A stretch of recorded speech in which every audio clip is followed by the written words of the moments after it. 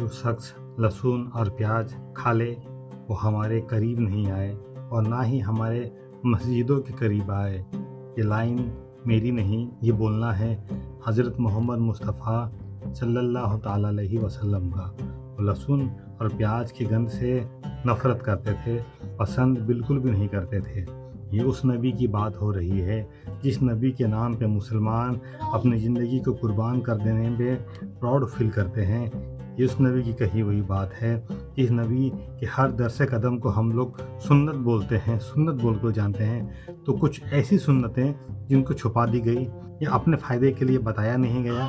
आइए इसी के मसले पर हम डिटेल्स में आपसे चर्चा करेंगे। नबी की ज़िंदगी के ऊपर, खाने के ऊपर, लहसुन प्याज को पसंद ना करना और मीट को कम से कम खाना, और वो खाने में कौन कौन सी सब्जियां को ज़्यादा पसंद करते थे, कौन सी सब्जियां उनकी फेवरेट सब्जियां थी जिनको आज तक किसी तकरीरों में, किसी तरह की बातों में लोगों को नहीं बताया। लेकिन गोश्त को बहुत कम ही बताया गया है, गोश्त का इस्तेमाल वो बहुत कम करते थे। इस तरह की चीज़ें के बारे में डिटेल्स में आज हम बात करेंगे। आइए हमारे साथ जुड़िए। मास्टर टॉक चैनल में आपका स्वागत है। क्या नबी सल्लल्लाहु ताला अलैहि वसल्लम कभी लहसुन या प्याज खाते थे? हदीसों के अनुसार उन्होंने इसका कभी भी कच्चा सेवन नहीं किया। जाबिर इब्न अब्दुल्लाह रज़ी अल्लाह ताला अन्हु की रिवायत के अनुसार हज़रत मोहम्मद मुस्तफ़ा सल्लल्लाहु ताला अलैहि वसल्लम जब एक दावत में बैठे थे खाने के लिए, उनके सामने सब्ज़ी की हंडी रखी हुई थी। उन्होंने जैसे ही पहला लुक़मा उठाया, उन्हें प्याज की गंध आ गई। वो खाना वहीं छोड़ दिए। लोगों ने उनसे पूछा, या नबी आपने ऐसा क्यों किया? तो उन्होंने फरमाया कि तुम लोग जिससे बात नहीं कर पाते, मुझे उससे बात करनी पड़ती है। इसका इशारा फरिश्तों की तरफ था कि फरिश्तों को प्याज लहसुन की गंध से तकलीफ होती है। क्या ये परहेज सिर्फ गंध के लिए था या फिर आध्यात्मिक शुद्धता का कोई रहस्य?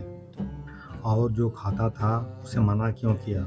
नबी सल्लल्लाहु ताला अलैहि वसल्लम ने कभी भी किसी को सादा खाने से मना नहीं किया। हदीस में आया है कि जो लहसुन और प्याज खाए वो हमारे मस्जिदों के पास ना आए। इसका मतलब इसकी गंध। लेकिन कहीं भी इसको हराम नहीं कहा गया है क्योंकि ये सिर्फ एक सलाह थी। लेकिन क्या ये सिर्फ मस्जिद का नियम था या फिर जीवन का कोई सबक या फिर कोई गहरा रहस्य? सोचिए, क्या नबी सल्लल्लाहु ताला अलैहि वसल्लम का आहार सिर्फ मांस था? बिल्कुल भी नहीं, क्योंकि वो लंबे समय तक बिना मांस के रहते थे। लगभग 2 चंद्रमा मतलब लगभग 2 महीना तक उनके घर से धुआं नहीं उठता था। तो लोग जब उनसे पूछते कि ये नबी क्या आपने खाना नहीं खाया, तो उनका बोलना था कि मैं सिर्फ खजूर और पानी पे अपना गुजारा बसर करता हूँ, क्योंकि इन बीच मैंने सिर्फ खजूर और पानी से अपना गुजर बसर किया कि मांस जो होता है वो राजाओं का भोजन होता है। इसका मतलब ये था कि मांस जिस तरह से राजाओं का भोजन का मतलब, जिसको हम साल में, महीने में कभी कभार एक बार जिस तरह से हम रेस्टोरेंट जाते हैं, खाते हैं और इंजॉय करते हैं, उस समय उस तरह के खाना को राजाओं का भोजन बोला जाता था। मतलब एक दिन आपके लिए वो राजा वाला दिन था, मतलब कभी कभार की बात थी। इसका मतलब ये होता है, इसका मतलब ये समझे कि आप जो खाना खा रहे हो, मांस जो है कभी कभार के लिए है, सब दिन के लिए नहीं। यहाँ तक कि कुछ हदीसों में है कि गोमांस को उन्होंने बीमारी के कारण बताया और उससे सख्त मना किया, जबकि उसकी दूध को उन्होंने शिफा बताया। हालांकि कुछ स्कॉलर्स को ज़ईफ हदीस कहते हैं, लेकिन ये रिवायतों में मौजूद है। हज़रत मोहम्मद मुस्तफ़ा सल्लल्लाहु अलैहि वसल्लम कभी भी जब मांस खाते हैं तो वो हड्डियों को बिल्कुल भी नहीं चबाते थे। उनका बोलना था कि जो हड्डियाँ हैं ये दूसरे मखलूक का खाना है। नबी सल्लल्लाहु ताला अलैहि वसल्लम का आहार सब्जियों से, फलों से भरा होता था।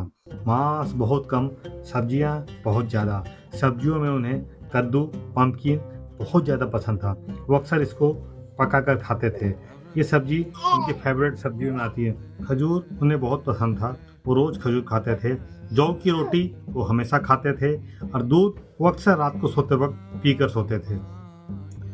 अच्छी खुशबू वाला शहद, अंगूर, दही, ऑलिव, जैतून और विनेगर इन्हें खाने में बहुत पसंद था। और कुरान भी संतुलित आहार की तरफ बढ़ावा देता है।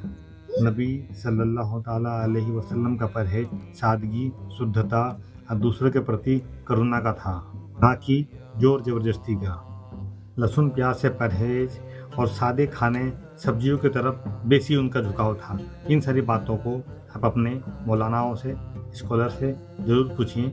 इसलिए मुझसे सवाल करिए, पूछिए और समझिए।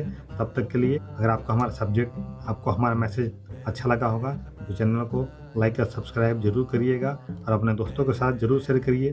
तो सही इस्लाम लोगों तक पहुंचना, सब तक पहुंचना बहुत ज़रूरी है। तब तक के लिए हमें विदा दीजिए। अपना ख्याल रखिएगा। छोटों को प्यार, बड़ों को सम्मान देते रहिएगा। जय हिंद।